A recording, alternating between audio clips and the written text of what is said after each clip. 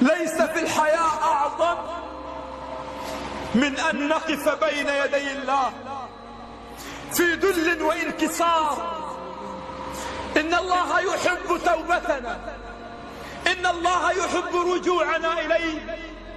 يا ابن آدم إنك ما دعوتني ورجوتني غفرت لك على ما كان منك ولا أبالي.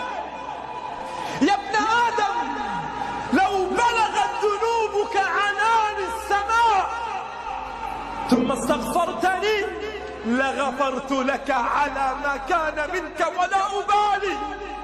يا ابن آدم لو أتيتني بقراب الأرض خطايا ثم لقيتني لا تشرك بي شيئا لأتيتك بقرابها مغفرة.